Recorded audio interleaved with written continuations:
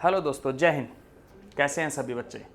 देखिए NDA first 2025 का English का पेपर लेके आया हूं मैं।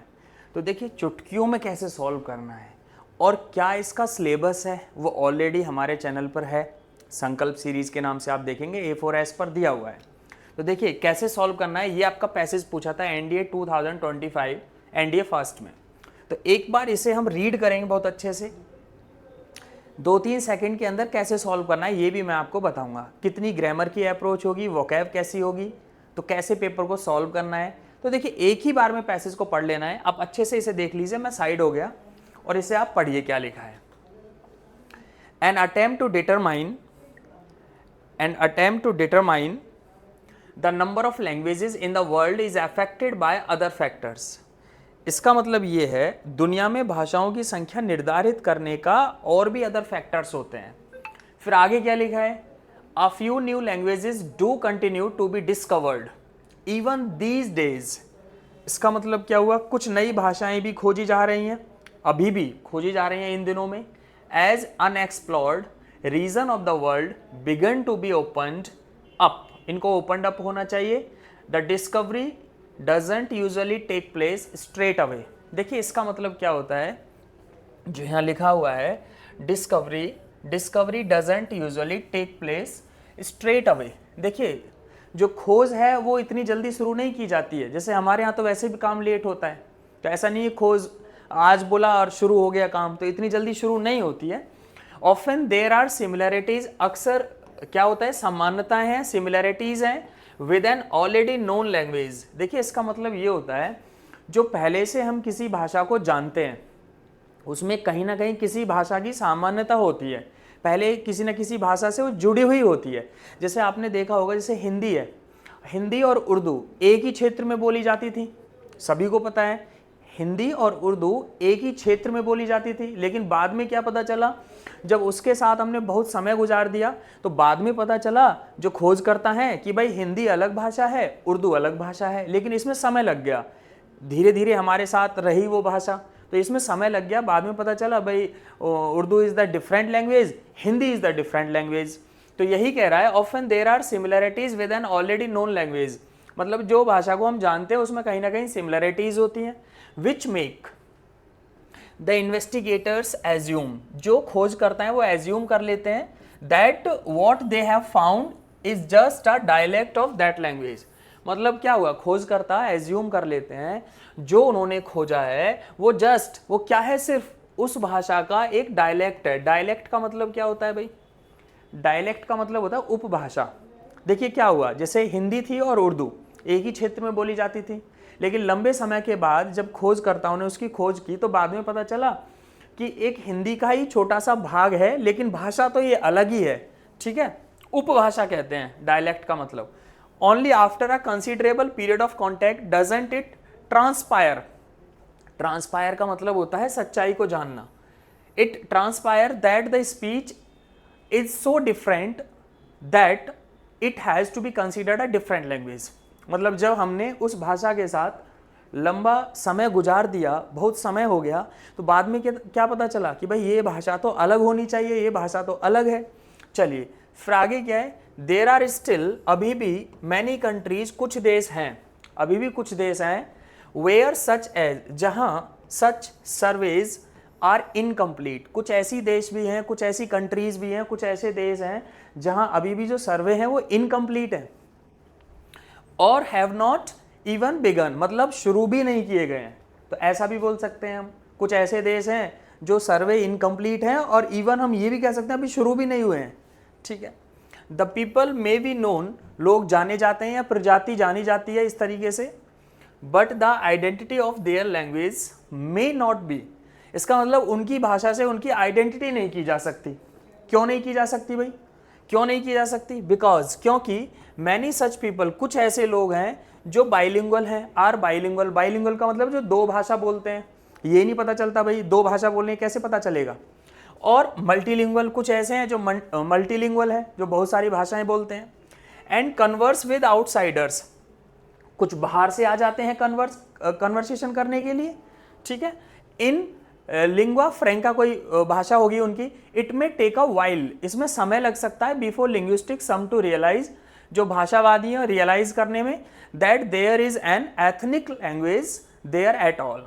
देखिए इस पैसेज का मतलब ये है, इस पैसेज का मतलब है अभी भी हमारी दुनिया में बहुत सारी भाषाएं हैं जो क्या है डिटरमाइन की जा रही हैं कुछ अदर फैक्टर्स के द्वारा, कुछ ऐसी नई भाषाएं हैं जो आज भी खोजी जा रही हैं, कंटिन्यू टू बी डिस्कवर्ड, आज भी खोजी जा रही हैं इवन दीज डेज, इन दिनों में, as unexplored regions of the world begin to be open, इनको ओपन अप होना चाहिए। अब यहाँ ये भी लिखा है the discovery doesn't usually take place straight away, इसका मतलब ये है कि जो खोज है वो इतनी जल्दी शुरू नहीं की जाती। फिर क्या लिखा है, जो भाषा हम पहले से जानते हैं उसमें कोई ना कोई सिमिलरिटीज होती है, जैसे अभी मैंने एग्जाम्पल दिया हिंदी और उर्दू का, ठीक है। फिर छोटे छोटे पॉइंट्स ध्यान से देखो, ट्रांसपायर का मतलब है सच्चाई जानने में समय लगेगा, जब उस भाषा के साथ हम समय गुजार देते हैं अच्छा खासा, तब पता चलता है कि भाई ये तो दूसरी भाषा है, तो इसको तो अलग होना चाहिए। It takes a language survey to establish the facts, there are still many countries, अभी भी बहुत सारे देश हैं जहाँ सर्वे इनकम्प्लीट है, हैव नॉट इवन बिगन, इसका मतलब अभी शुरू भी, ऐसे भी देश हैं जो इनकम्प्लीट है सर्वे और अभी शुरू भी नहीं किए, ऐसे भी हैं। फिर क्या लिखा है, बहुत सारे लोग ऐसे हैं जो बाइलिंगुअल है, मल्टीलिंगुअल हैं, जो कन्वर्स करते हैं with outsiders in lingua franca, कोई भी भाषा हो सकती है। It may take a while, ये एक टाइम टेकिंग प्रोसेस है, इतना जल्दी नहीं होगा। समझ में आ गया पैसेज? अब ठीक है, मैं साइड हो गया, स्क्रीनशॉट ले लीजिए। अब आ जाइए एक एक करके क्वेश्चन पे। क्वेश्चन नंबर 1 क्या है, एक बार ध्यान से पढ़िएगा, मैंने पूरा पैसेज आपको बता दिया क्या करना है। इसके अंदर लिखा है which one of the following is not the reason for the difficulty in estimating the number of languages of the world. तो नॉट लिखा है, कौन सा इसमें से नहीं है। तो देखिए अगर हम ऑप्शन ए को पढ़ते हैं तो ऑप्शन ए में क्या है, new languages continue to be discovered, ऐसा पैसेज में कहीं नहीं कहा गया कि नई भाषाएं डिस्कवर की जा रही हैं, ऐसा पैसेज के अंदर बिल्कुल भी नहीं कहा गया है। नेक्स्ट क्या है, there are still unexplored regions, ये तो बोला गया है और बोला तो ये भी गया है, ये भी बोला गया है। New languages continue to be discovered, यही तो बोला गया है, ऐसा ही बोला गया है, नई भाषाएं डिस्कवर की जा रही हैं, गलती हो गई, यही बोला गया है।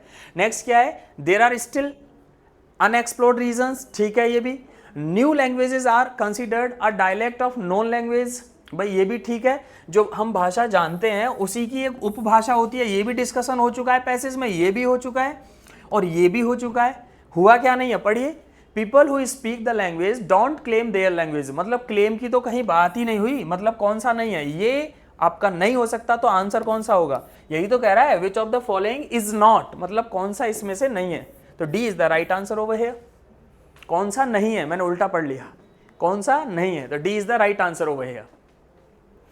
नेक्स्ट क्या है भाई, फिर से देखो, सेकंड आपका है which of the following is a way to establish the discovery of a new languages. तो इसमें क्या है, इसमें ऑप्शन ए पढ़ो, by establishing contact over a period of time with the speakers of the language. चलो इसे हम बाद में देखेंगे, firstly you have to read the 4 options, ऐसा नहीं है कि एक ऑप्शन देखा आप टिक कर दिए, ये एग्जाम में गलती नहीं करनी है आपको, सबसे पहले 4 ऑप्शन पढ़ने हैं। ये थोड़ा थोड़ा मुझे लग रहा है लेकिन क्या करना है, you will have to choose the best answer. B क्या है, by finding the similarities of the languages या लैंग्वेज विद अदर लैंग्वेज, चलो देखते हैं बाद में। सी क्या है, by comparing with the lingua franca of the region, ऐसा तो नहीं बोला गया है। नेक्स्ट क्या है, by conducting a survey of all languages of the region. चलिए देखिए बेस्ट कौन सा आंसर लग रहा है, ध्यान से देखिए, लिखा हुआ है by establishing contact over a period of time with the speakers of the languages, ठीक है। कौन सा आंसर है, A is the right answer. जैसा कि पैसेज में लिखा है कि बहुत ज़्यादा समय अगर किसी की भाषा के साथ हो जाता है तो बाद में पता चलता है कि वो तो डिफरेंट लैंग्वेज है, तो A is the right answer over here. Next number 3 देखिए, which one of the following statement is correct, कौन सा करेक्ट है, ध्यान से पढ़ेंगे, पैसेज आपने पढ़ लिया है बहुत अच्छे से। Language surveys have been conducted by all nation, ऐसा पैसेज में नहीं बोला गया। नेक्स्ट क्या है, there is hardly any language to be discovered in the world, ऐसा भी नहीं बोला गया पैसेज के अंदर। नेक्स्ट क्या है, all the languages are either complete language और dialect of other major languages. Dialect मतलब अभी हमने डिस्कशन किया डायलेक्ट उपभाषा। और डी को पढ़ें तो no new language needs to be discovered since all languages are known to the world. तो ये डी भी नहीं है, तो बेस्ट आंसर क्या है, C is the right answer. भाई यही तो लिखा है, all languages are either complete languages और dialects of other major languages. C is the right answer over here. Next, the people may be known but the identity of their language may not be means. ये तो बहुत आसान है, बहुत अच्छे से पढ़ाया है ये। तो ऑप्शन ए क्या है, ध्यान से देखिएगा, people are recognised as different ethnic groups but not necessarily their languages. चलो इसे हम बाद में देखेंगे, थोड़ा थोड़ा लग रहा है। बी क्या है, people are recognised as different ethnic group and their languages is recognised. इसे भी चलो देखते हैं। नेक्स्ट क्या है, people are not recognised as different ethnic groups and so are their language. चलो इसे भी देखेंगे। नेक्स्ट क्या है, because the people are not from different ethnic groups and their language is recognised. देखिए जो बेस्ट आंसर लग रहा है मुझे, सबसे अच्छा आंसर है, अभी बात की थी people are recognised as different ethnic groups but not necessarily their language. ठीक है, तो A is the right answer, जैसा कि पैसेज में बोला भी गया है। Next question number 5। Question number 5 है, which one of the following words from passage means come to be know. Come to be known का मतलब क्या होता है, कम टू बी नोन का मतलब होता है सच्चाई को जानना, सच सामने आना। तो ट्रांसफायर का मतलब ही होता है सच्चाई को जानना। That's why A is the right answer over here. तो ये आपका पैसेज था, तो इसमें कोई दिक्कत तो नहीं होनी चाहिए। एक दो तीन पैसेज डेली करेंगे, रीडिंग हैबिट हो जाएगी, तो passage you can easily solve कर सकते हो। ठीक है, बस ध्यान रखना है, जैसे अभी एक गलती हुई थी, विच one of the following is not, तो उस नॉट को ध्यान रखना है। वो कैपिटल लेटर में लिख भी देते हैं यूपीएससी वाले। अब नॉट को ध्यान रखना, मतलब इनमें से कौन सा नहीं है, ये हो जाता है, और हम देख लेते हैं इनमें से कौन सा है, तो वो डायरेक्शन को पढ़ लेना। अब इस डायरेक्शन को पढ़िए ध्यान से। The following items have a sentence in direct और इनडायरेक्ट स्पीच। आप समझ गए होंगे, डायरेक्ट इनडायरेक्ट पूछ लिया है, विद 4 ऑप्शंस, 4 ऑप्शन के साथ है। ठीक है, one of the options converts the direct और इनडायरेक्ट स्पीच इनटू इनडायरेक्ट और डायरेक्ट करेक्टली। मतलब ऐसा नहीं है कि ये आपको ये नहीं बताएगा कि मैं डायरेक्ट दे रहा हूं आप इनडायरेक्ट में बनाइए, और ये भी नहीं बताएगा मैं इनडायरेक्ट दे रहा हूं डायरेक्ट में बनाइए। तो आपको पहचानना है कि डायरेक्ट दिया है या इनडायरेक्ट दिया है, आपको देखना है। Select the correct option and mark your response on the answer sheet. ठीक है, अब यहां इन्होंने दे भी दिया है, अच्छा काम किया है। Convert from direct speech to indirect speech, पढ़िए क्या है। Charu said to her friend, I want you to be here at 6 p.m. tomorrow for the meeting. Firstly, we have already discussed, हमको मालूम है कि tomorrow का चेंजिंग क्या है। tomorrow का मतलब होता है the next day या the following day। तो सबसे पहले एक कीवर्ड मिल गया, एक बार चेक कर लेते हैं the next day किस ऑप्शन में। एक तो the next day यहाँ पर है, चलो ये आंसर हो सकता है। अच्छा tomorrow का tomorrow तो नहीं होगा, ये आंसर नहीं है, तो एलिमिनेशन करो। नेक्स्ट क्या है, ये tomorrow दिया है तो ये भी आंसर नहीं हो सकता। अब 2 ऑप्शन बचे, ऑप्शन ए और डी। अगर हम देखें डी को पढ़ें, Charu told her friend that will तो नहीं होगा, क्योंकि आपको पता है वांट क्या है, वर्ब की फर्स्ट फॉर्म, और आपको पता है जो वर्ब की फर्स्ट फॉर्म होती है उसका इनडायरेक्ट बनता है वर्ब की सेकंड फॉर्म में। ये डायरेक्ट है और ये इनडायरेक्ट है, और ये चीज मैं लिखवा चुका हूं आपको। V1 का किस में बनेगा इनडायरेक्ट, V2 में। तो वांटेड किस ऑप्शन में, वो देख लो। विल वाला तो आंसर नहीं होगा, तो ये भी हट गया। तो वांटेड तो एक ही ऑप्शन है, second form, A is the right answer. तो ध्यान रखें, वांट इज द V1 और V1 का इनडायरेक्ट क्या बनेगा, V2, वर्ब की second form. That's why A is the right answer over here. तो इसमें ए आंसर है। तो ये आप सीरीज याद कर लो, ये मैं लिखवा चुका हूं। जैसे मान लीजिए वर्ब की 5वीं फॉर्म है तो उसका इनडायरेक्ट भी V2 होता है, फर्स्ट फॉर्म का भी V2 होता है। इज एम आर का इनडायरेक्ट क्या होता है, इज एम आर का वॉज वर होता है। ये आप प्लेलिस्ट में चले जाइए, संकल्प सीरीज के नाम से प्लेलिस्ट है, उसमें 1 शॉट सभी का है, वहां से जाकर भी कर लें, तब भी इस बार आपका एनडीए क्लियर हो सकता है इफ़ यू वांट, अगर चाहते हो तो। अगर मान लीजिए हैज़ हैव दिया है, हैज़ और हैव, तो इसका क्या बनेगा, दोनों के लिए हैड हो जाएगा। तो ये याद करने पड़ेगा आपको। जैसे वर्ब की फर्स्ट फॉर्म है तो सेकंड फॉर्म में इनडायरेक्ट बनेगा। वांट क्या था यहाँ, वर्ब की फर्स्ट फॉर्म थी, तो वांटेड वाला ऑप्शन हमने देख लिया, तो एलिमिनेशन भी हो गया। नेक्स्ट 7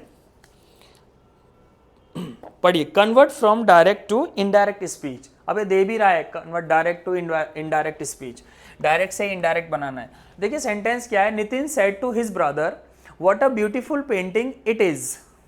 देखिए व्हाट अ ब्यूटीफुल, जब हम बोले व्हाट अ कार, है ना, व्हाट अ नाइस गर्ल, तो इस तरीके से ना एक्सक्लेमेटरी सेंटेंस होते हैं। यार इन्होंने क्या दे दिया यहाँ, क्वेश्चन मार्क, तो यहाँ एक्सक्लेमेशन साइन होना चाहिए, है ना। यहाँ क्या दे दिया इन्होंने, क्वेश्चन मार्क दे दिया, तो ये एक्सक्लेमेटरी है। और एक्सक्लेमेटरी किससे बनते हैं, एक्सक्लेम्ड होना जरूरी है। तो किस किस ऑप्शन में एक्सक्लेम्ड है, इसमें तो है और किसी में नहीं है। लेकिन जल्दबाजी नहीं करनी, एक बार सेंटेंस को पढ़ेंगे, Nitin exclaimed that it is a beautiful painting, लेकिन हिज ब्रदर तो मुझे कहीं नहीं दिख रहा।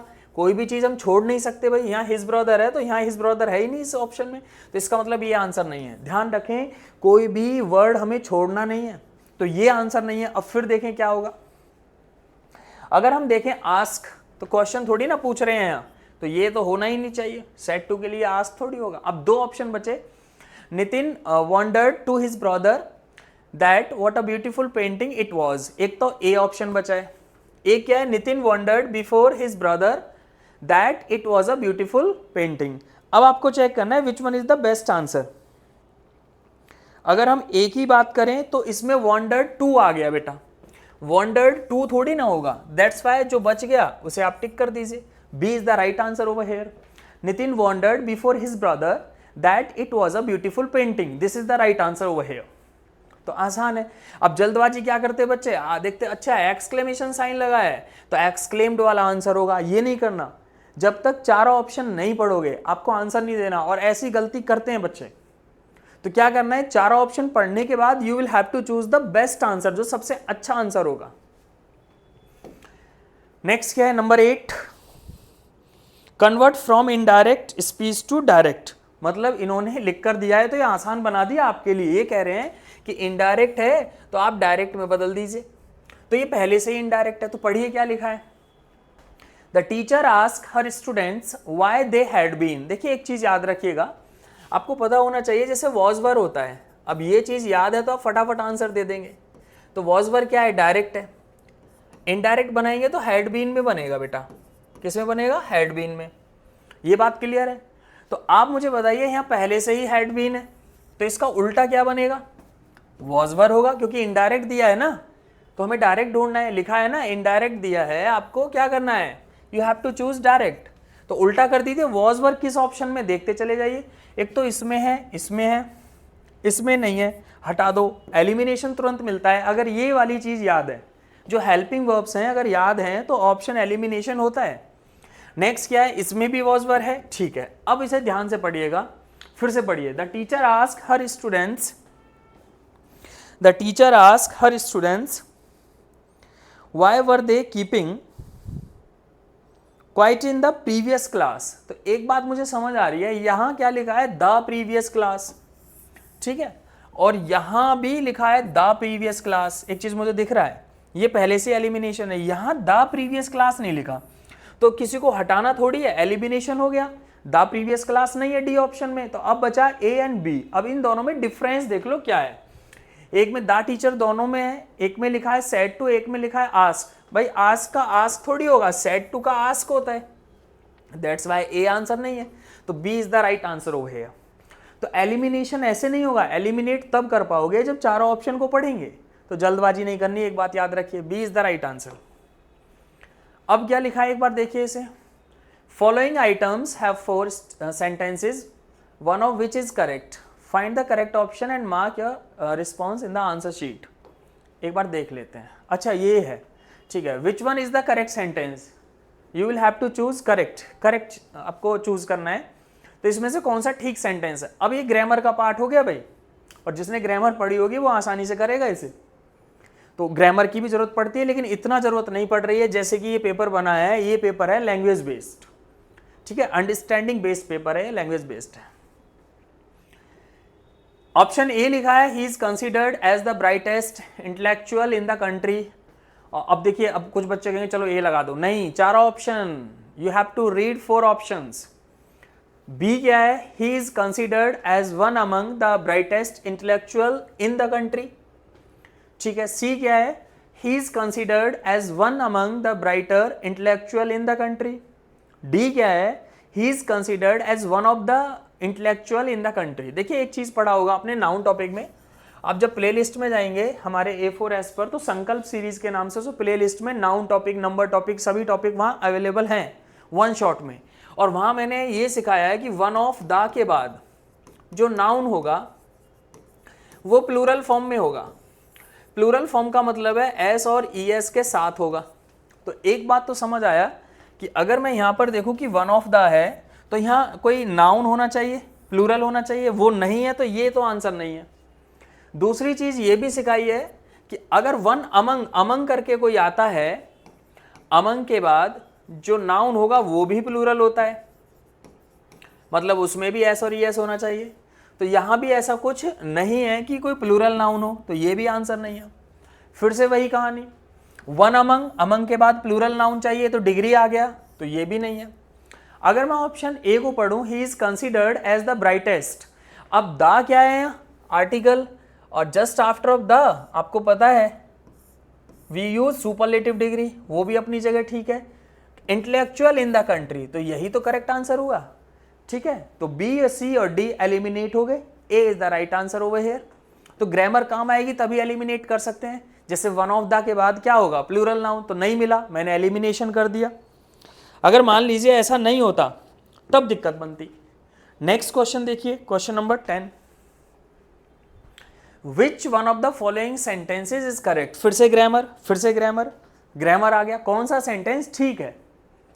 तो ऑप्शन ए क्या है, no other mountain is taller than the Himalayas. चलो देखेंगे, अभी आंसर ऐसे नहीं देंगे। सबसे पहले क्या है, firstly we have to read 4 options, चारों ऑप्शन आपको पढ़ने हैं।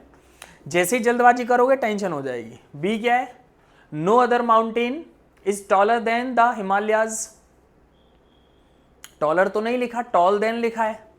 अब देन क्या है, एक कंपैरेटिव डिग्री है, तो यहां तो टॉलर होना चाहिए, तो ये ऑप्शन हट गया। नेक्स्ट क्या है, no other mountains taller than the Himalayas, no other mountains taller than the Himalayas. चलो देखेंगे।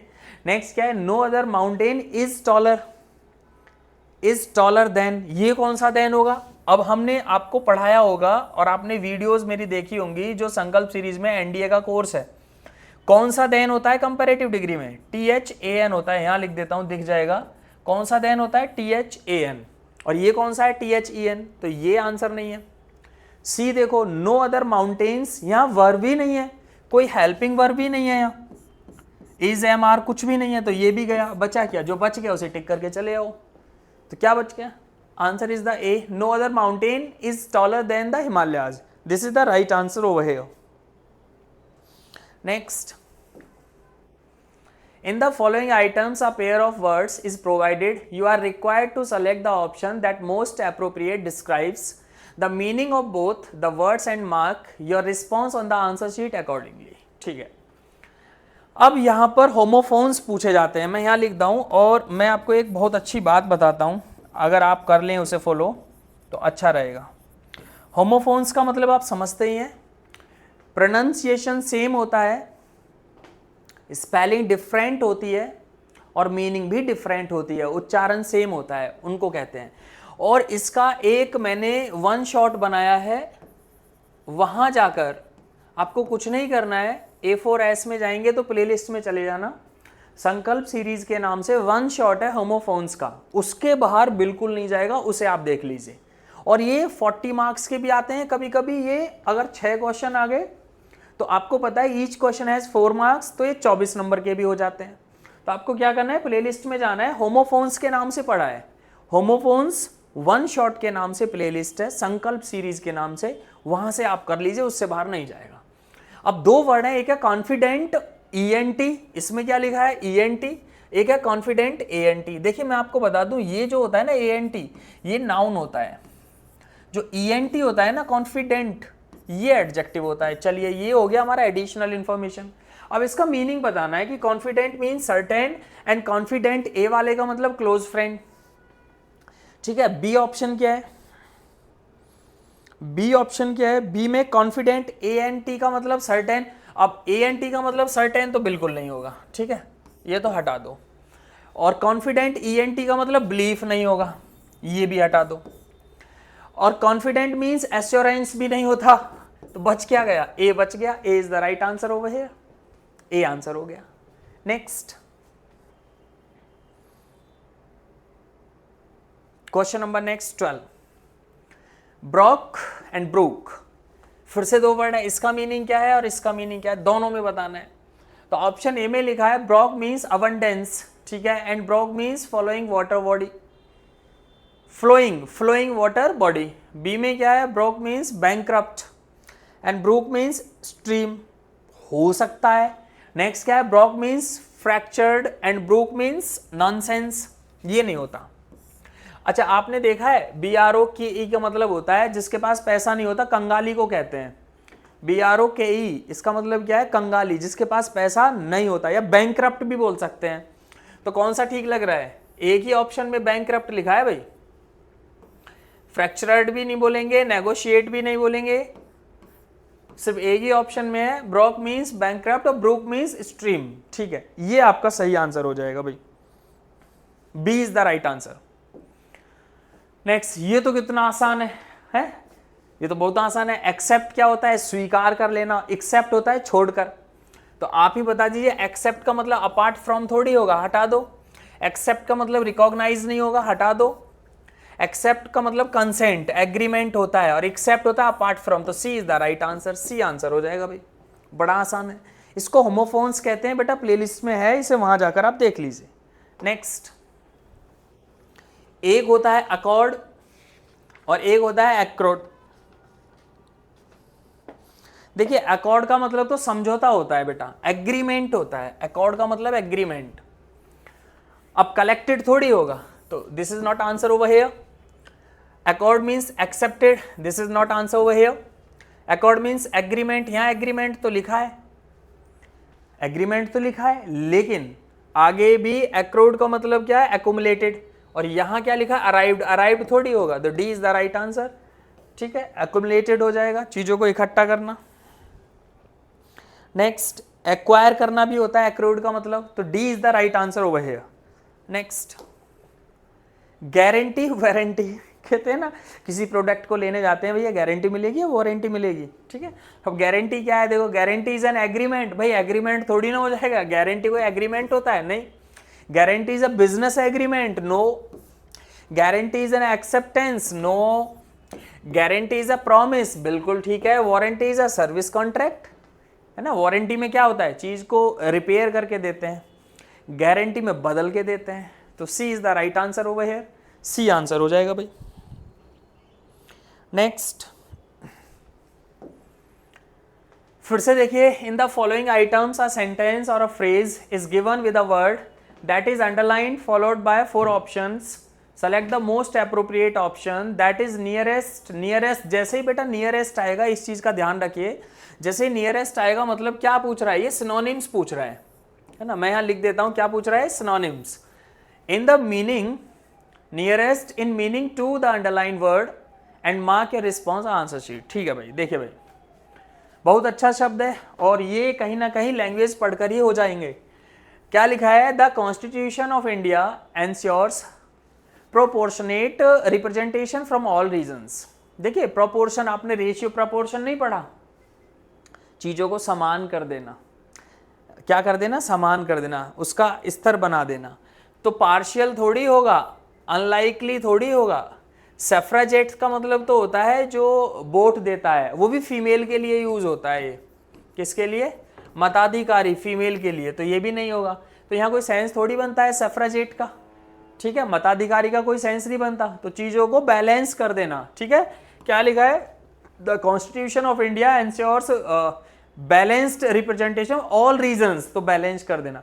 अनलाइकली तो बिल्कुल नहीं होगा। अनलाइकली क्या होता है, अनलाइकली होता है इम्पॉसिबल, तो सामान्यतः बराबर की बात हो रही है यहाँ, तो आंसर हो जाएगा A, A is the right answer. Next, बहुत बढ़िया, there is a feeling of disenchantment among the members of the group.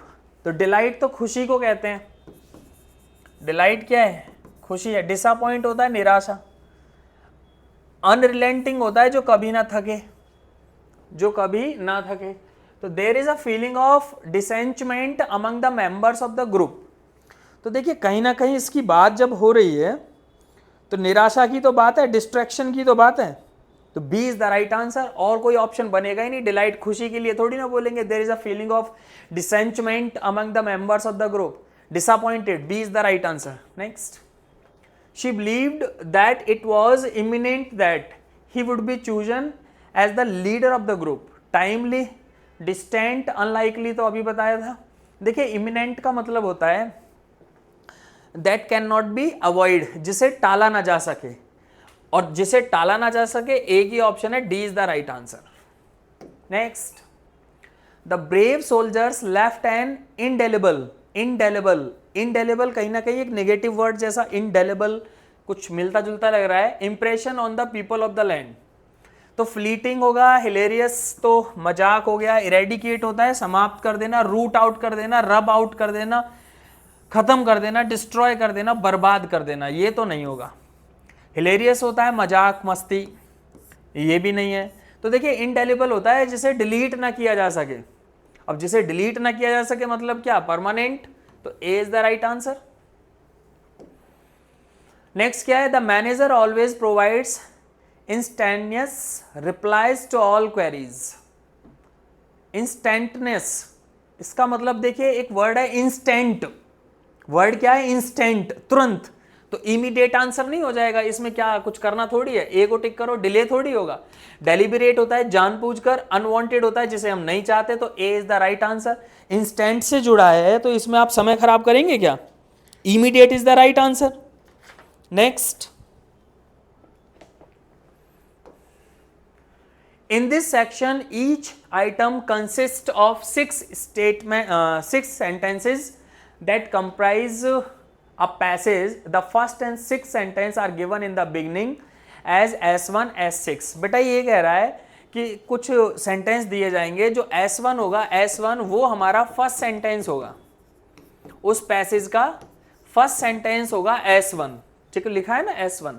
और जो S6 होगा वो हमारा सेकंड नहीं बोलेंगे इसे, लास्ट वाला सेंटेंस होगा। जो S6 होगा वो क्या होगा, लास्ट सेंटेंस। S1 होगा फर्स्ट सेंटेंस, S6 होगा लास्ट सेंटेंस। चलिए आगे पढ़िए। The sequence of middle 4 sentences, जो बीच में 4 सेंटेंस और दिए गए होंगे, कौन से, has been jumbled up and labelled as PQRS। उनको नाम दिया गया है PQRS के नाम से, PQR and S। You are required to find the proper sequence, मतलब ये कह रहा है you have to make the meaningful passage. वो बिखरे हुए सेंटेंस होंगे, एक मीनिंगफुल पैसेज बनाना है, ठीक है। तो अब देखते हैं कैसे भाई। ये सेंटेंस आपके पास है, तो यहां पर देखिए ये 2 स्लाइड में आ गया, अलग कर दिया है ना, ये पेपर ही है आपका। तो S1 हमारी क्या है, पहली लाइन है, S1 is the first line, और S6 क्या है, हमारी लास्ट लाइन है। देखिए ध्यान रखिएगा, S1 is the first line, passage की पहली लाइन क्या है, S1 पहले से फिक्स होती है, और S6 का मतलब ही होता है लास्ट वाली लाइन, ये पहले से फिक्स होती है। बिखरा हुआ कौन है, PQRS, इन ये बिखरा हुआ है, और आपको करना है क्या है, you have to make the meaningful passage, एक मीनिंगफुल पैसेज तैयार करना है भाई। तो मीनिंगफुल पैसेज कैसे तैयार करेंगे भाई, ब्लैक ले लेता हूं यार, यहां दिखता नहीं है। तो मीनिंगफुल पैसेज कैसे तैयार करेंगे, तो क्या है, firstly you have to read. भाई आपको ये पढ़ना होगा अच्छे से, तभी तो होगा, ठीक है। अरे ये भी नहीं दिखेगा, कलर दूसरा लेते हैं, ये नहीं दिखेगा, रेड देखते हैं, हाँ ये दिख जाएगा, ठीक है। तो फिर से समझो, S1 हमारी फर्स्ट लाइन है, S6 हमारी लास्ट लाइन है। You have to make the meaningful passage, ध्यान से पढ़िएगा। अब क्या करते हैं बच्चे, इसमें ना अगर ग्रामर अच्छी होती है तो with in a second you can easily solve, 1 second में सॉल्व कर सकते हैं। देखिए मैं इसे अगर पढ़ूंगा तो मैं पढ़ लेता हूं, चलिए। Although all sources of energy ultimately come from natural process, ठीक है। Non renewable resources can not be replaced naturally at the rate they are being used, ठीक है। ये तो मेरा पहला लाइन हो गया इस पैसेज का, this is the first line of this passage. Next क्या है, अगर मैं S1 के बाद P रखूं या Q या R S, ये तो आपको देखना है। अगर ऐसे समझ नहीं आता सबसे बढ़िया, एक बात बताइए, अगर मैं बोलूं इस तरीके से, दिस इज अ पेन, क्या बोला मैंने, दिस इज अ पेन, ये एक पेन है, तो इसका मतलब क्या हुआ, इसकी बात पहले कहीं हो चुकी है तभी बोलेंगे दिस इज अ पेन। जैसे यहां कहीं लिखा है this will increase, what will increase, this will increase का मतलब क्या, व्हाट विल इंक्रीज, भाई इसके पहले कहीं ना कहीं डिस्कशन हुआ होगा तभी तो कह रहे हैं दिस विल इंक्रीज।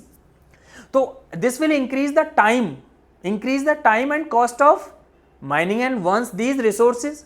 अब कॉस्ट ऑफ माइनिंग, अब माइनिंग की कहां बात हुई है वो देख लो, पेयर बन जाएगा। अगर मैं ध्यान से देखूं तो इसमें माइनिंग की बात यहां पर हुई है बेटा, कहां हुई है, यहां पर क्या लिखा है, extraction of these earth through the process of mining will soon become difficult and very expensive because these minerals have to be mined from greater depths over time. That's why one thing is clear, पहले R होगा और R के बाद P होगा।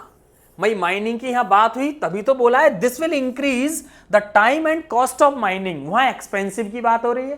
तो एक pair बन गया R प्लस P का, एक पेयर बन गया R प्लस P का। अब R प्लस P किस ऑप्शन में है देख लो भाई, R के बाद P इसमें नहीं है, हटा दो, R के बाद कुछ है ही नहीं, हटा दीजिए, R के बाद P है, रुक जाते हैं, चारों ऑप्शन देखते हैं, पहले ही बताया था, R के बाद P नहीं है, हटा दो, एक ही ऑप्शन है, there is only one option over here, C is the right answer. तो यहां लॉजिक काम आएगा क्योंकि ये कॉम्पिटिशन है, there are 4 options over there, you will have to choose one, एक ऑप्शन चूज करना है। ऐसा नहीं है वहां जाके स्कॉलर बन जाए कि मैं तो पूरा पढ़ूंगा, पढ़ ले भाई, फिर ऐसे नहीं होगा, ठीक है। तो answer C is the right answer over here. Next 22 S1, फिर से बता दूं, S1 is the first line, इनको PQRS कहते हैं भाई, पैराजंबल के नाम से भी जानते हैं। S6 is the last line, इस पैसेज की लास्ट वाली लाइन है S6। अब इसे पढ़िए क्या है, India at present has one of the largest road networks in the world, ठीक है।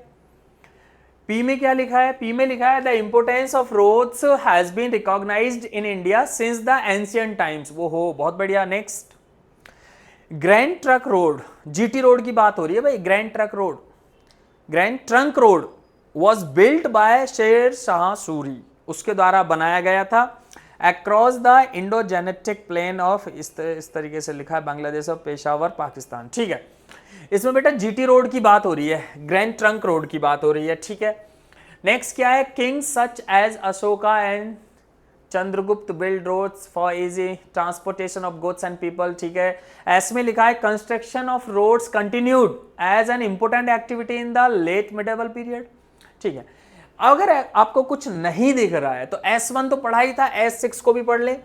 It passes through Howrah, Howrah सुना होगा आपने, Howrah, Delhi and Amritsar and terminates in Kabul, Kabul सभी ने पढ़ा होगा, जीएस पढ़ी होगी तो अफगानिस्तान, ठीक है। तो भाई ये यहाँ इट पासिस किसकी बात हो रही है, ये इट किसके लिए है, रोड के लिए है ना। It passes through Howrah, Delhi and Amritsar and terminates in Kabul Afghanistan.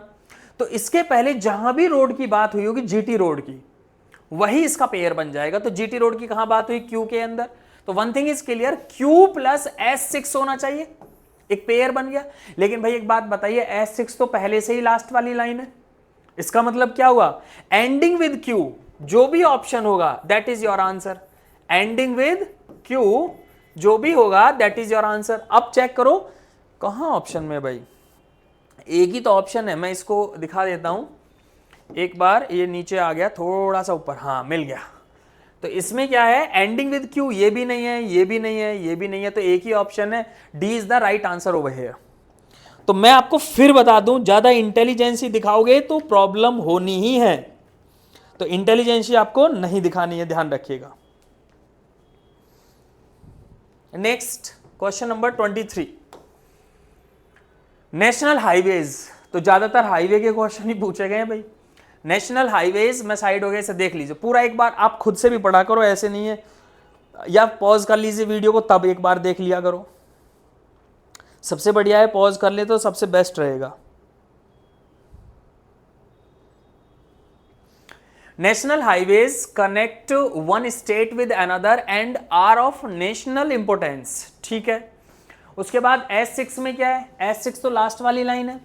These road systems are also known as primary road systems and are laid and operated under the supervision of the national highway authority of India. P में क्या है, P में लिखा है they are important because where they constitute merely 2% of the total road networks, they nevertheless carry 40% of the total road traffic, ठीक है। आगे देखते हैं। नेक्स्ट लिखा है the road infrastructure of the country is therefore. बेटा देयरफॉर अगर ऐसे वर्ड आ जाए, देयरफॉर का मतलब क्या है, इसीलिए, मतलब कंक्लूजन आने वाला है, तो ऐसी चीजों को ध्यान रखते हैं। Therefore crucial and their construction and maintenance is of critical importance, ठीक है। आर में क्या है, they bear the load of traffic because these roads connect long distances and pass through major cities and towns. S में क्या है, since they cover the length and breadth of the nation and connect cities and towns, these highways are the primary facilitators of trade and connectivity। कहीं ना कहीं मुझे अगर दिख रहा है तो इसमें एक चीज दिख रही है, जो S6 है वो क्या है, these road system are also known as primary road systems। और यहां रोड्स की बात हुई है बेटा, यहां पर किसकी बात हुई है, the road infrastructure of the country is therefore, इसीलिए क्रूशियल एंड देयर कंस्ट्रक्शन और maintenance of the critical importance.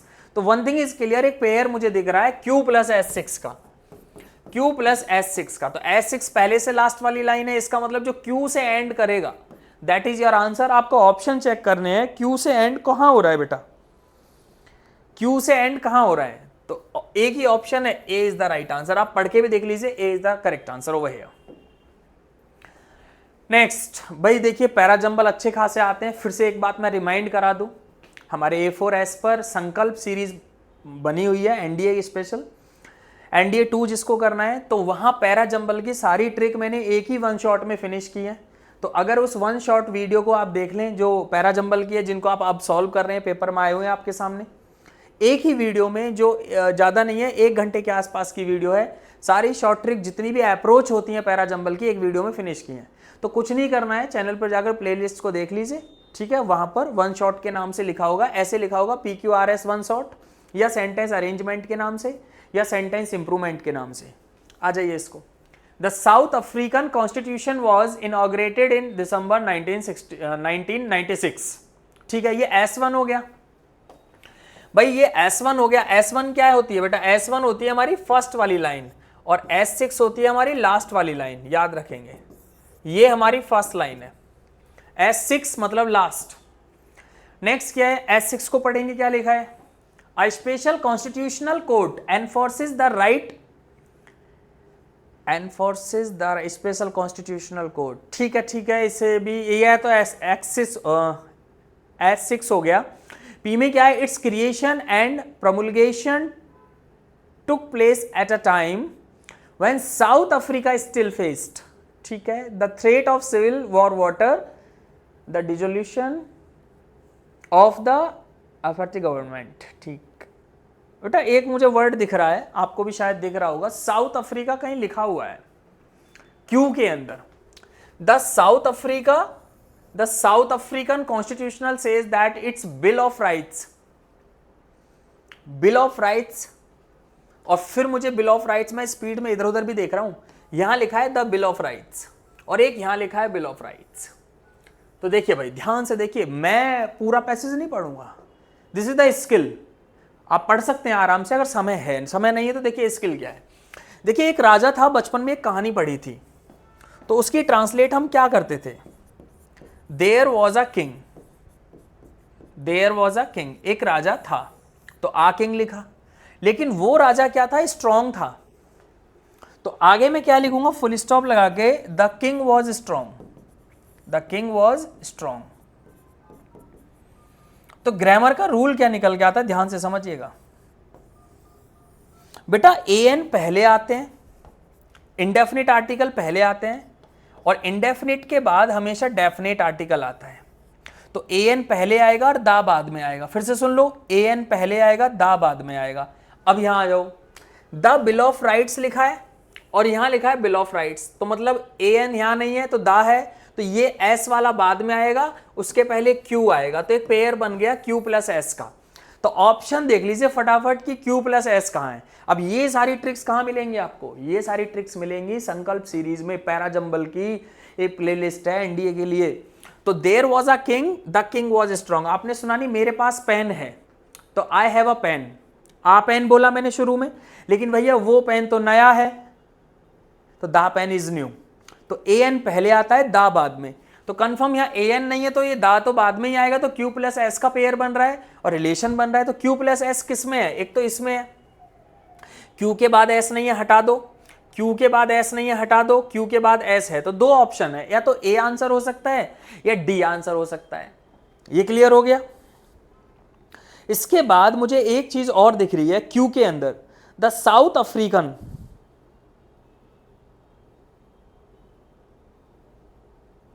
The South African, तो द साउथ अफ्रीकन कहां है? यहां पर है, और कहीं अफ्रीका की बात हुई है भाई। तो one thing is clear,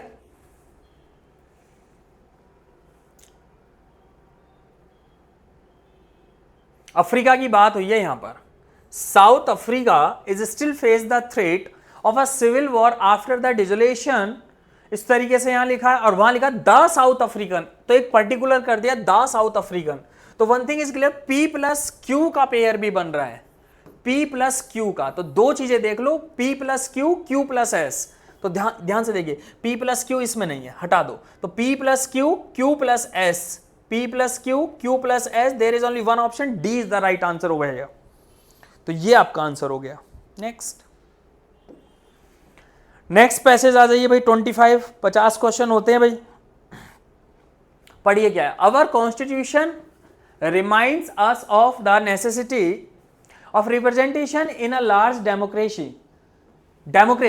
S1 is the first line of this passage. S6 में आ जाइए, elections have today become the most visible symbol of the democratic process. S6 is the last line over here. अब P में लिखा है this is why elections become important, भाई इसीलिए election important हैं या हो गए हैं, ठीक है। Therefore representatives are elected by the people, इसलिए जो रिप्रेजेंटेटिव है वो इलेक्ट किए जाते हैं लोगों के द्वारा, ठीक है। Whenever we think of India as a democracy, our mind invariably turn to our successful elections, ठीक है। All citizens cannot be participate in the taking every decision।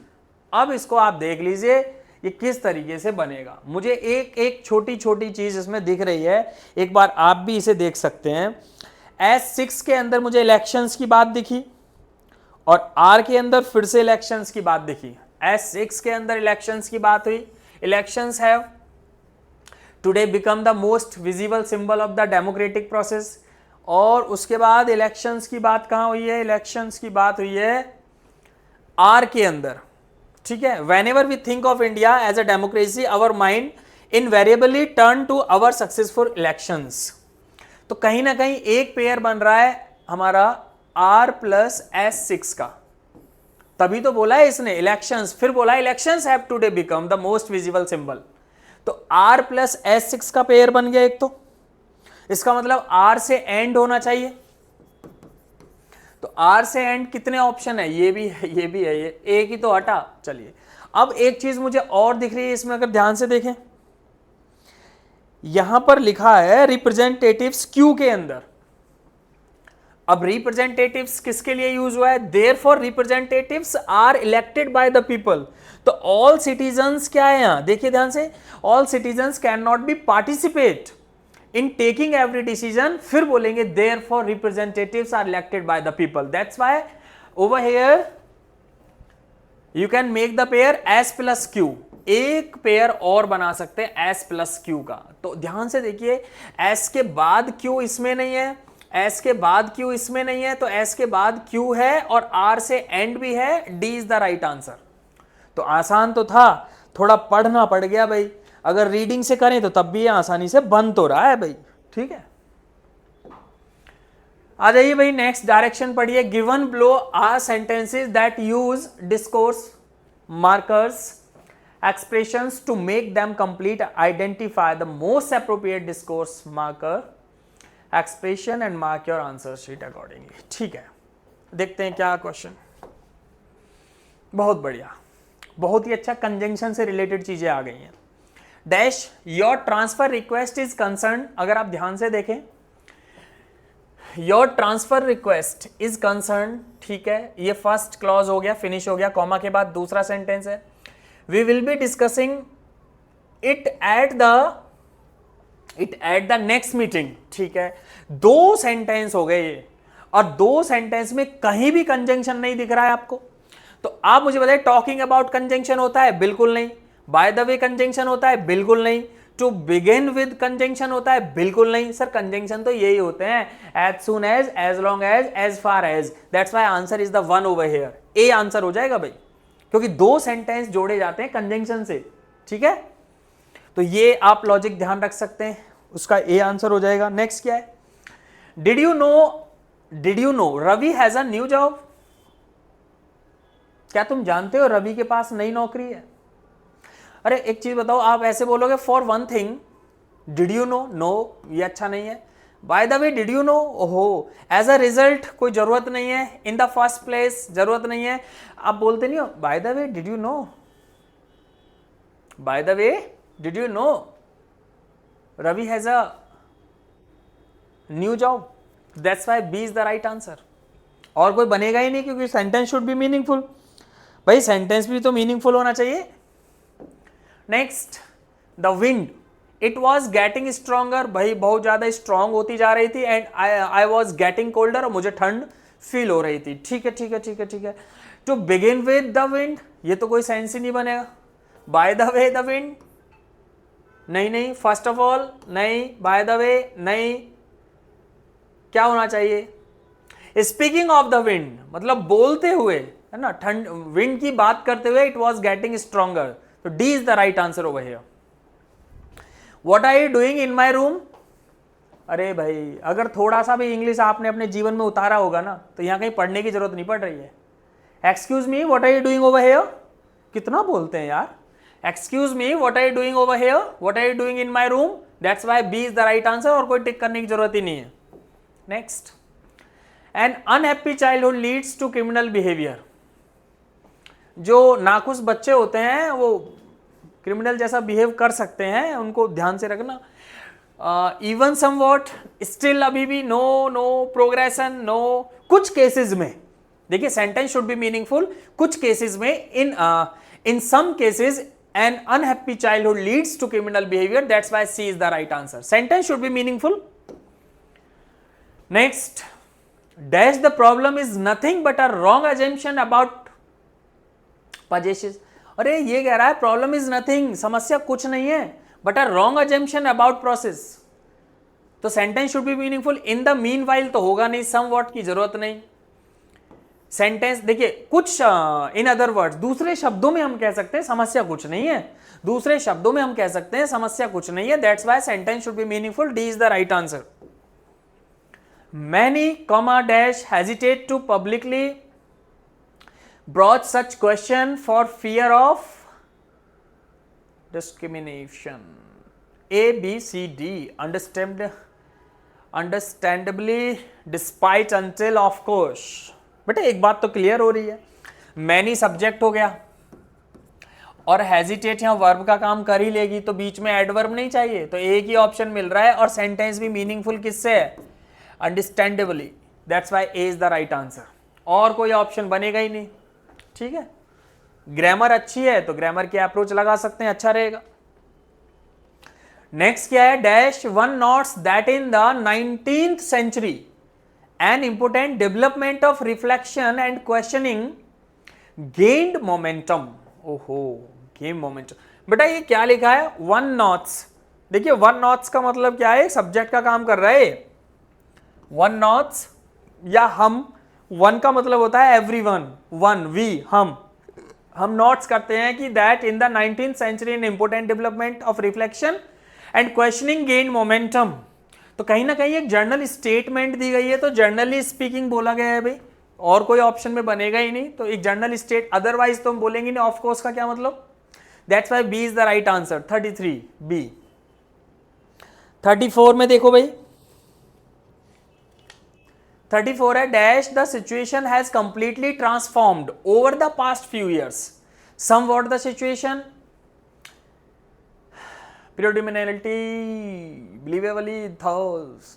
तो कहीं ना कहीं एक चीज तो हमें समझ आ रहा है भाई, सिचुएशन की बात है तो कहीं ना कहीं 10 C is the right answer. Sentence should be meaningful.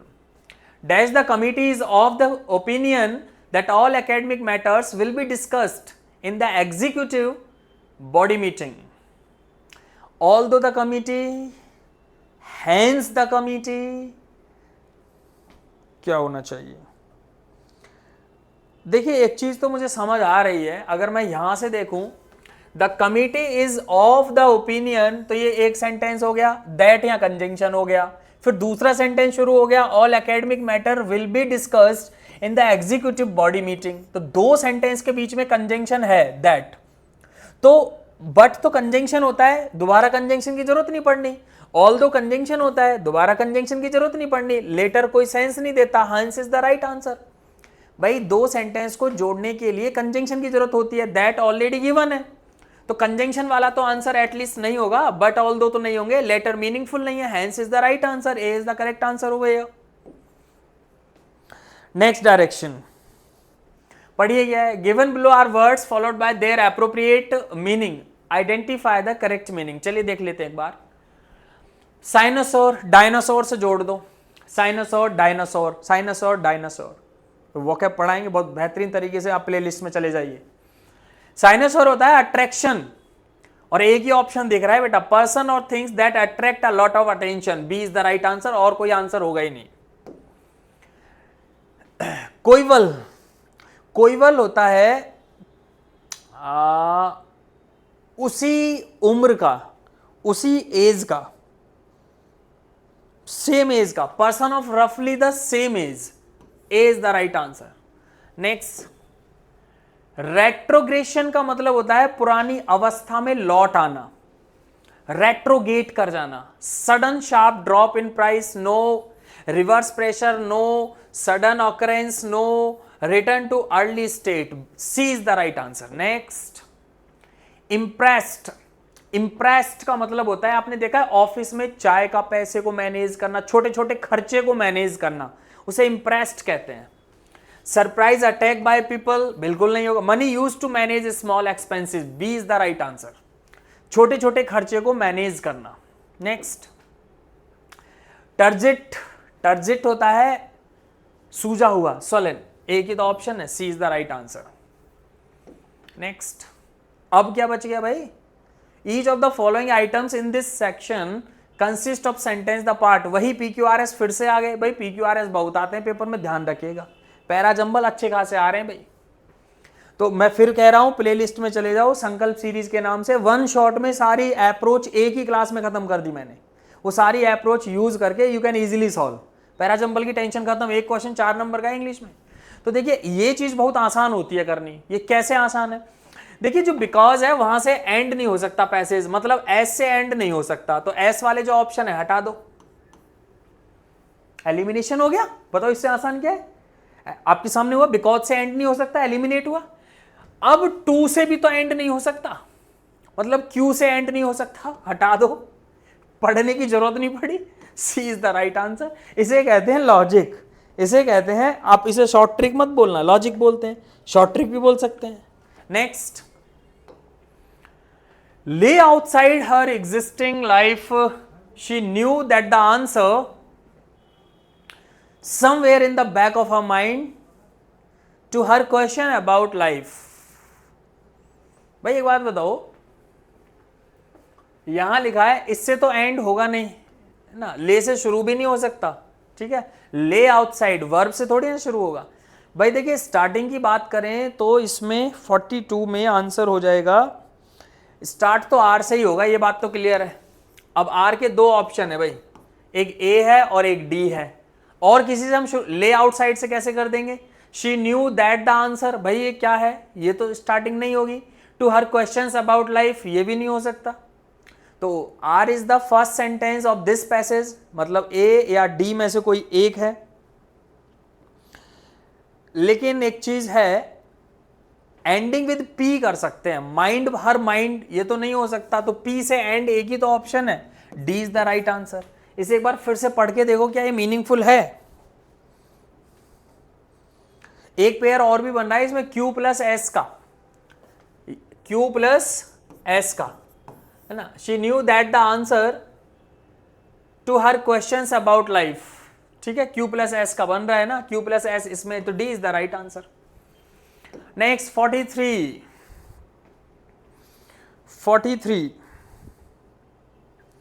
देखिए, एक चीज तो मुझे समझ आ रहा है, lies the truth about some of, इससे तो शुरू नहीं होगा पैसेज, क्योंकि वर्ब से शुरू नहीं कर सकते हम, तो आर से शुरू नहीं होगा। आर के कितने, एक ऑप्शन है, हटा दो।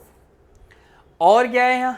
ऑल गुड, मतलब गुड एक एडजेक्टिव है, तो इसके बाद एक नाउन की जरूरत पड़ेगी भाई, यहाँ एक नाउन होना चाहिए। तो नाउन कहाँ है? मुझे तो एक ही जगह दिख रहा है, वर्क्स ऑफ लिटरेचर। देखिए ध्यान रखिए, वर्क का मतलब क्या होता है? एक्ट। जब इसमें हम एस लगा देते हैं वर्क्स, तो इसका मतलब लिटरेचर होता है, साहित्यिक रचनाएं, लिटरेचर कहते हैं साहित्यिक रचनाएं। तो ध्यान रखिए, there are some nouns that have two meanings, कुछ ऐसे नाउन है जिनके दो मीनिंग होते हैं, one meaning in singular, second meaning in plural. एक मीनिंग सिंगुलर में होता है, दूसरा प्लूरल में।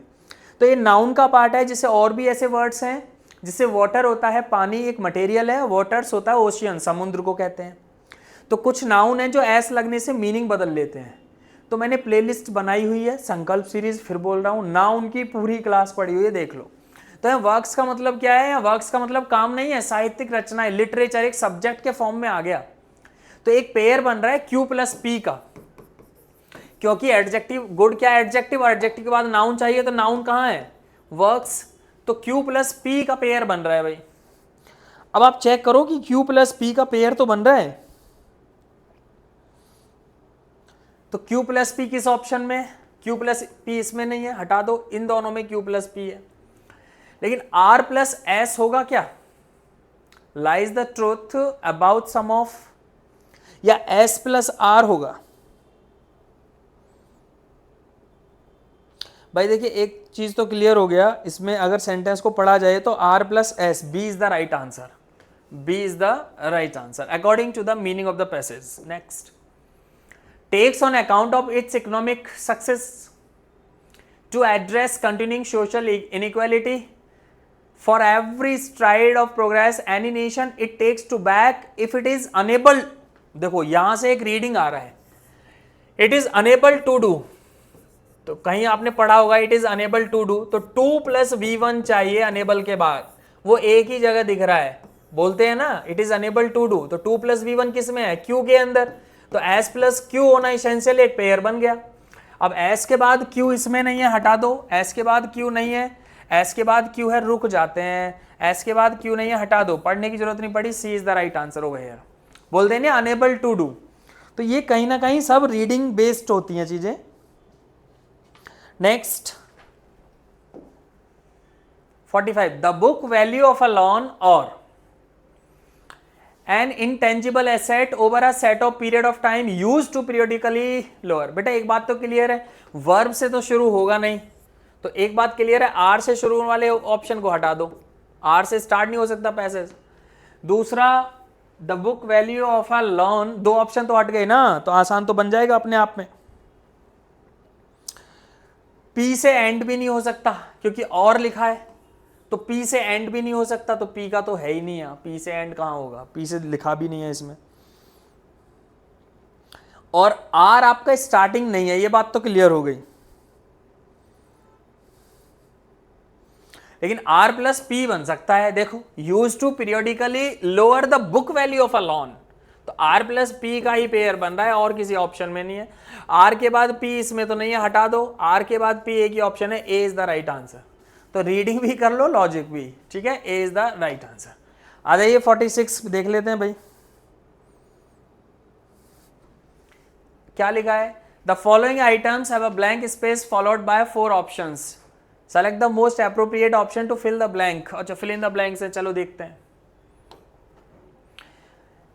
There is more than one way, one ways, one anyways, anyway. अरे ये तो बड़ा आसान है, सिंटेक्स में आप पढ़े भी थे। एक होता है मोर देन वन, मोर देन वन। इसके बाद नाउन भी सिंगुलर होता है, मोर देन वन के बाद नाउन भी सिंगुलर होता है, और आने वाली जो वर्ब होती है वो भी सिंगुलर होती है। जैसे मैंने सेंटेंस लिखा, मोर than one, more than one students are absent, तो ये गलत है सेंटेंस। यहाँ एस हटेगा, नाउन भी सिंगुलर होगा और वर्ब भी सिंगुलर, तो इज आएगा। एक तो ये चीज़ है, मोर देन वन के बाद सिंगुलर होता है। तो यहाँ पर आप ये देखिए, मोर देन वन के बाद वेज तो नहीं आएगा, ये होना नहीं, ये होना नहीं, तो सिंगुलर एक में ही है, way. That's why A is the right answer. लेकिन इसका एक एक्सेप्शनल केस भी है भाई। एक्सेप्शनल क्या है, अपवाद क्या है, अगर मोर देन वन को अलग अलग यूज करते हैं। जैसे देखो ध्यान से, मैं डैश कर देता हूं, मोर अलग हो गया लेफ्ट में, राइट में देन वन, तो यहां जो नाउन आएगा वो प्लूरल होगा और यहां जो वर्ब आएगी वो प्लूरल होगी। तो ध्यान रखें, अगर मोर देन वन एक साथ यूज कर रहे हैं तो everything will be in singular. More than one को अलग अलग यूज कर रहे हैं तो everything will be in plural form. जैसे मोर बुक्स, अब यहां बुक्स होगा, more books than one have been read by Sohan, has नहीं आएगा। मोर देन वन एक साथ है तो everything will be in singular, more than one अलग अलग है तो everything will be in plural form. तो यहां तो क्लियर हो गया, A is the right answer. Next, the class decided to organise, तो one thing is clear, to organise, क्या ऑर्गेनाइज किया है, द पिकनिक्स, कोई पर्टिकुलर तो है नहीं तो द की जरूरत नहीं है। पिकनिक्स तो नहीं होगा, पिकनिक होगा, कॉमन नाउन है तो आर्टिकल होना चाहिए, कॉमन नाउन के पहले article, a picnic, that's why B. थोड़ा सा भी ब्लड में अंग्रेजी होगी तो कर दोगे बिना ग्रामर के, without grammar. 48, the accused dash before the जज, भाई जज के सामने जो एक्यूज्ड है वहां ट्रायल कैसे होता है, बैठकर, स्टूड, खड़े होकर होता है ट्रायल, पढ़े लिखे की जरूरत ही कहां पड़ी। D is the right answer, stood, stand का ही तो सेकंड फॉर्म होगी, stood trial. The manner in which the demolitions have been carried out scrutiny by the high court. भाई एक बात बताओ, इन एक प्रपोजिशन है तो विच ऑब्जेक्ट हो गया इसका, द डेमोलिशंस हैव बीन, ये एक सेंटेंस है, यहां से the demolitions have been carried out scrutiny by the high court, तो ये तो यहीं तक हुआ ना, ये सेंटेंस यहां से लेकर यहां तक हुआ, लेकिन बाकी का जो बचा हुआ पार्ट है, सब्जेक्ट हो गया यहां स्टार्टिंग में, अब यहां से नया शुरू हो जाएगा, scrutiny by the high court, the manner, अब मैनर सिंगुलर है तो सिंगुलर वर्ब चाहिए, is under scrutiny by the high court, that's why C is the right answer. Clear, तो थोड़ा सा रीडिंग और पढ़ना भी सीख ले तो अच्छा रहेगा। नेक्स्ट क्या है, लिखा है I dash consider the opinions of all stakeholders before taking a final decision. Will not तो होगा ही नहीं, हैव है तो थर्ड फॉर्म चाहिए, ये भी गया।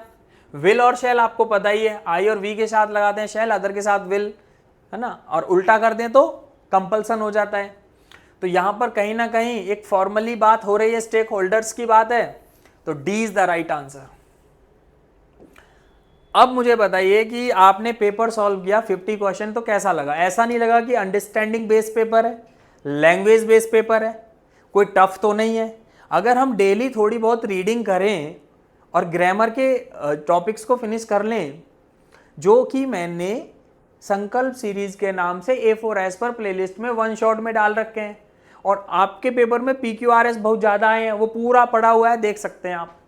तो क्या करना है, लाइक, शेयर, कमेंट और सब्सक्राइब तो करेंगे ही तो मज़ा आ जाएगा। तो आज के लिए बस इतना ही, thank you very much, take care.